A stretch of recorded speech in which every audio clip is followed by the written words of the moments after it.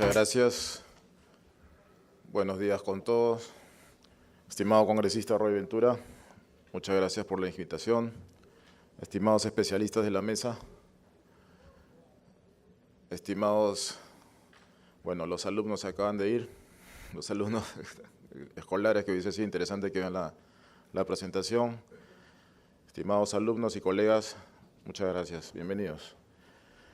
Bien, en esta oportunidad voy a hacer una ponencia bastante ágil, como son las que me gustan hacer, sobre un concepto que mi antecesora acaba de conversar con bastante elocuencia y un diagnóstico muy profundo sobre la realidad de la historia del caos en el transporte y el tránsito de Lima Metropolitana. Y vamos a validar algunos conceptos y ampliar otros. Entonces, vamos a ver algunos fundamentos sobre sistema de transporte y tránsito, que es importante. Si me ayudas, por favor, con este video, aquí hay una muesca para picar. Esta es la ciudad, correcto. Esta es la ciudad de Filadelfia en 1918. Los Estados Unidos, exactamente hace 100 años, teníamos una movilidad desordenada, pero que fluía, tal cual es ahora, ¿no? Llegaba la gente de su casa al trabajo o a su centro de estudios, ¿no? Tenemos ahora básicamente lo mismo, pero en mucho más cantidad. Si tenemos problemas con los videos, estamos complicados porque tengo varios. Bueno, en ese sentido vamos a ver algunos conceptos. Y el primero es el viaje, ¿no? La necesidad fundamental de moverse, de desplazarse. ¿Y cómo vamos a hacer para integrar el sistema de todos los viajes de una ciudad y volverlo un sistema único? Entonces, la necesidad fundamental. Esta necesidad tiene varios actores, ¿no? El primero, los usuarios. Nosotros somos los primeros actores, ¿no? Todos nos movemos. Debemos considerar dentro de los usuarios también a las personas con discapacidad, ¿no? Que lamentablemente la infraestructura de la ciudad no considera adecuadamente a la inclusión, ¿no? Siempre tenemos ese problema. Y el segundo usuario, después de la persona, ¿quién es? Las mercancías, el transporte de carga, es un usuario de la ciudad. Después de los usuarios, la infraestructura sobre la cual se van a mover, la red vial, una red desordenada, ciudad que vamos a ver más adelante, las ciudades de América Latina que han crecido de manera, no existe una cuadrícula ordenada y eso empieza por generar problemas de movimiento. Después tenemos la señalización en todos sus aspectos, donde la primera señal de control es el semáforo. El semáforo parece un elemento sencillo, pero es sumamente complejo la operación de las intersecciones. Después de la infraestructura tenemos el mobiliario urbano complementario, en este caso un paradero de buses, es parte de la infraestructura, ¿no? Como elementos principales. Los modos de transporte en los cuales nos vamos a mover. Primero, caminamos. Después subimos a un bus, podemos usar bicicletas. Bueno, el tema de las ciclovías en Lima es un tema en realidad romántico porque los orígenes y destinos de los viajes exceden largamente los 50, 60 kilómetros. En ese sentido, pretender moverse en bicicleta, solamente en bicicleta, implicaría un desgaste de energía sumamente grande. Es más, en Europa, las redes de ciclovías interconectan orígenes y destinos en no más de 3 kilómetros. O sea, si no manejan más de esa cantidad y tienen que cambiar de modo, las ciudades están muy conectadas, ¿no? Después el auto. Lamentablemente, pues hemos crecido en una ciudad para el auto. y el camión, para no olvidarnos que movemos mercancía en la ciudad. Esos son los actores de un viaje. Y la mezcla de actores nos da la ciudad en que vivimos. Esta ya es una foto de una ciudad medianamente ordenada, ¿no? En donde cada uno de los actores tiene un espacio físico separado del resto y puede utilizarlo de manera adecuada. Para llegar a estos espacios físicos se necesitan análisis de infraestructura desarrollados por ingeniería. Los componentes del viaje: salimos de las afueras de la ciudad. Caminamos, como vimos al principio, lo primero que hacemos es transitar. Caminamos y pasamos por calles. Tomamos un tiempo. Luego accedemos al servicio de transporte público, tomamos otro tiempo, y eso es un tiempo de espera para abordar el servicio de transporte. Dentro del servicio de transporte estamos en otro tiempo en el viaje. Bajamos del bus, volvemos a transitar, ya son 4 tiempos, hasta que llegamos al destino. La suma de estos tiempos nos da no menor a 2 horas en periodos punta en Lima Metropolitana, y seguramente me he quedado corto.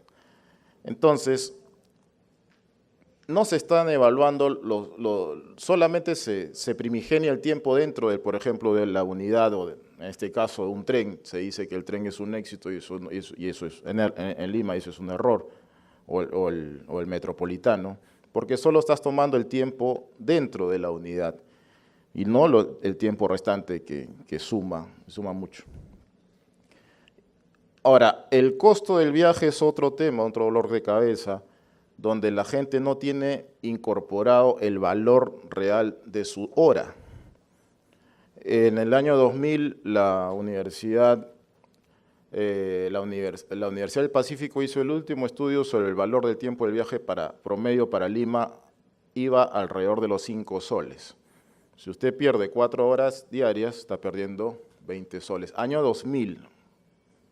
O sea, no estamos en las situaciones de congestión que tenemos ahora, ¿no? Bien, entonces, ya con ese esquema entendemos que el tráfico es movimiento, es flujo, y el flujo obedece a modelos matemáticos de análisis. En el año 2015, la TRB, que es el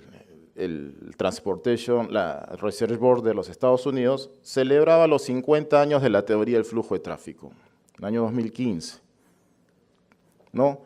Donde la ecuación fundamental del flujo del movimiento es que la cantidad de flujo es igual a la velocidad por la densidad, que es un espaciamiento, ¿no? Este análisis lo hace el matemático Green-Shields en 1934, ¿no? Entonces, hay que un poquito pensar y reflexionar lo distante que estamos de los conceptos sobre teoría de tráfico y congestión. El flujo discurre como el agua, ¿no? En donde encuentra obstrucción, empieza a rebalsarse. Perdón. Lo mismo pasa con los vehículos. En donde encuentran obstrucción, no se rebalsan como el agua, pero generan colas y embotellamientos. Entonces, el concepto matemático de la mecánica de fluidos es exactamente igual. Ya pasaron los años y pues el avance de la tecnología nos permite tener modelos de simulación que te permite hacer predicción matemática de comportamientos de flujo, ¿no? Para eso estamos, en este caso, también celebrando la simulación del tráfico y del transporte en los 50 años. Esta es la computadora, esta es la primera intersección que se modeló en 1970. Para que el software en esa época corra solamente esta intersección tomaba días. Ahora tenemos modelos avanzados a partir del año 2000 que nos permiten predeterminar o prever comportamientos de tráfico de una ciudad completa. Entonces, ¿cómo hacemos para integrar estos conceptos y volverlo un sistema único? Lo primero, pues ya integrar, necesitamos estos 4 actores. La autoridad única, que ya se ha conversado ampliamente, y esta presentación entrega el sustento de por qué tiene que ser una autoridad única. Necesitamos la integración de la infraestructura. En la primera diapositiva pusimos los componentes de la infraestructura, de lo que se toca, ¿no?, para uno transportarse. Integrar el componente operacional, eso es lo que no se toca, es prácticamente cuando estamos sobre el vehículo, que ya es distinto. Y recién al final tenemos la integración tarifaria y de recaudo. ¿Por qué? Porque tenemos que tener esto cerrado. Necesitamos un par de órganos de apoyo en cuanto a infraestructura, central de control de tránsito. Conversando con el congresista Ventura, puse en autos que la Municipalidad Metropolitana de Lima acaba de entregar un proyecto para generar una central de control de tránsito, aproximadamente 120 millones de soles, que no ha sido publicitado ni promocionado adecuadamente, y es una necesidad tan importante, ¿no?, que habría que visualizar. Y en el tema operacional, los sistemas inteligentes de transporte, entendiéndose como inteligente que puedes manejar a distancia el movimiento de transporte de personas y mercancías. Aquí cerramos un anillo, porque esto es ingeniería de transporte. O sea, el tema, si esto no se visualiza como análisis matemático, vamos a seguir encontrando los mismos problemas, porque el tema legal es un tema complementario. Los modelos de flujo lo han demostrado hace 70 años, como se los he demostrado en las diapositivas anteriores de los Estados Unidos. La piedra fundamental para que esto sea realidad, el liderazgo para impulsar la autoridad única que está ahora en manos del congresista Ventura, su equipo de trabajo. Generar políticas de transporte y tránsito a largo plazo, que el alcalde que venga continúe lo que existe. Pongo de ejemplo siempre en mis clases a Bogotá y a Santiago como ciudades que nos llevan muchísimos años en desarrollo de movilidad. Y bueno, Santiago ya en realidad es sumamente, ya está muy lejos. Santiago tiene prácticamente la ciudad arreglada por arriba y por abajo y aún así se quejan de congestión. Pero Bogotá, que no está tan lejos, comenzó este tema en la década del 80 con el alcalde Peñalosa y lo siguieron 2 alcaldes más de tiendas políticas distintas, Mocus y Petro. He tenido la suerte de escucharlos a los 3 y de movilidad y transporte hablan exactamente lo mismo. Entonces ya es un concepto generado, ya es una política de Estado para continuar a largo plazo esta. O sea, no se puede en 4 años resolver el problema que se ha generado en 60, ¿no? Es imposible. Entonces, formar un equipo técnico especializado de muy alto nivel que pueda llevar a cabo estas expectativas, ¿no? La Secretaría de Transporte de Chile se forma en la Universidad de Londres y en la Universidad de Leeds, de Inglaterra. La Alcaldía de Mayor de Bogotá, sus especialistas son formados en los Estados Unidos. Entonces hay que invertir en eso.